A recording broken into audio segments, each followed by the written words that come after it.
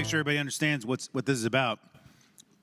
Not only does this extend unemployment, but it makes it clear that if there are any federal contractors that were fired, riffed, by the current administration across the river, that they get unemployment benefits. Folks from blue areas of the state are looking to impose the cost of their initiatives, their views, and their politics on people downstate and in rural areas across the Commonwealth of Virginia. And this is just one more example of that. It's okay for people with six-figure income, $250,000, $300,000, $400,000 incomes in the richest counties in America to look to people in Southside and Southwest Virginia to pick up the tab for their excesses. But what this bill fails to realize is when you say government contractor, you mean independent contractor. I think what we're talking about here is independent contractors. Small business owner. And if the government is cutting waste and no longer finds their services necessary and needed, it should have the power to say so and to do so because ultimately it's saving our money. And that independent government contractor then should be able to go find another entity that wants to take them in. President, I'd ask the senator, do we give unemployment benefits to any independent contractors in the Commonwealth of Virginia now?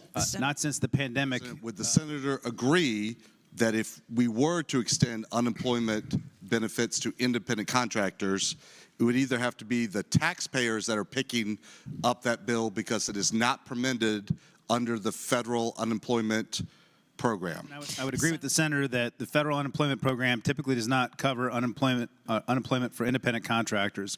So the way for the state to cover it is we would have to use general fund dollars, and then we could recover that from employers over time with premiums. I think what you heard there at the end was, yes, Virginia taxpayers are going to have to pick up the bill. This adds to the list that are literally billions and billions of dollars Virginians are picking up the tab for. The government does not make money except by taking yours when you make it.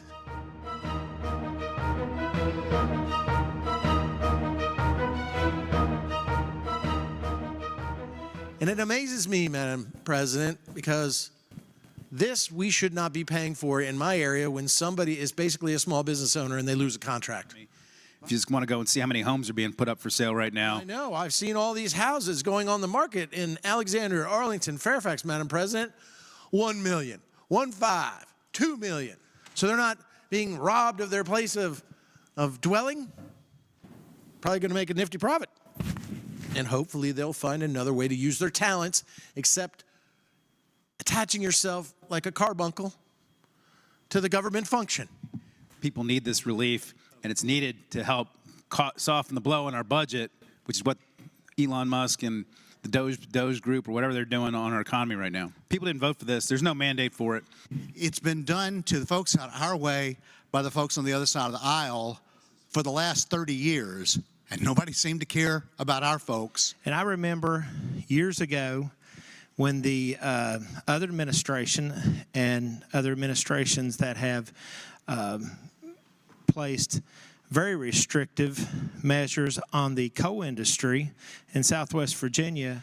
I was an independent contractor. There were several independent contractors in Southwest Virginia that lost their jobs.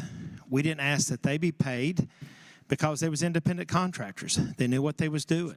But we have been going through this in Southwest Virginia for decades. When the Clean Economy Act was passed here in Virginia, that impacted Southwest Virginia, and there was contractors, independent contractors, that lost their jobs with that. And we didn't ask taxpayers to pick up the tab on that, so I don't think we should in this instance either. Thank you. But now what we have is an arsonist who's come into government. Because the president chose to put some, I don't even know what to call him, some lunatic in charge of this DOGE thing. Because there's a significant amount of government waste that's going on, and that's what the people of the nation voted for. You know, we can call names all we want. Call people lunatics, call people criminals. It doesn't do any good. The people, there is a huge disconnect between the supporters of this past administration and the sentiments of normal, everyday, hardworking Virginians. But to complain here today, that whether it's DOGE or Elon or whoever you want to say, Madam President, who may have saved $55 billion of our money, it's like you're complaining about a bank auditor who comes in, examines your accounts and says, hey, guess what? You're getting ripped off by the bank. And you're now not mad at the bank. You're mad at the bank auditor for finding it and saving you money.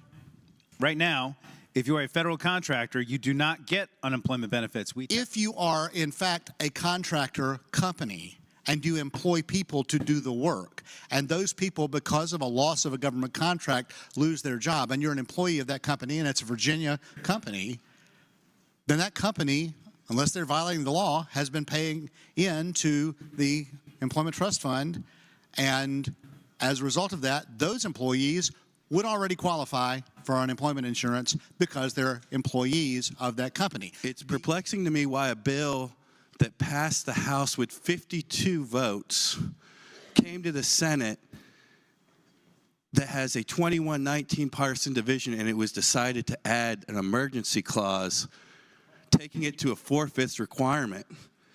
It almost seems that it's not actually intended to pass today.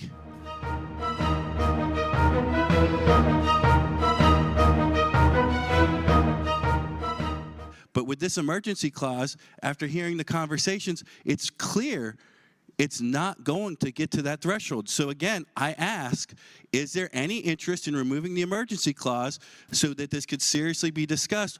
Or is this just about a press release that's going to go out in minutes? I thank the senator for answering my questions.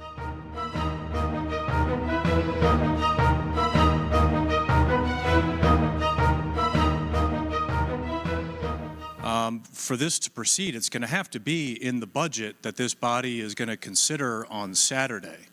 And so even if it doesn't pass today, Madam President, there is still an opportunity for my friends on the other side of the aisle to advance this measure. Thank you. So everybody in the Commonwealth, remember that. When you get their release from the Democratic media machine that says Republicans voted against giving unemployment insurance to federal contractors, remember, they put the 4/5 clause on this bill. They had the opportunity today to remove that clause. They were asked to remove that clause. They would not even respond to the inquiry. And the money is not in the budget. So don't be fooled. Ladies and gentlemen, employees in Northern Virginia, they had no intention of this ever going through and paying you. Do not be fooled. This is just another bad idea that I hope the time has come to put it to bed. On behalf of my friends over here on the left side of the chamber, I'd ask this bill go by for the day. Without objection, House Bill 1767 goes by for the day.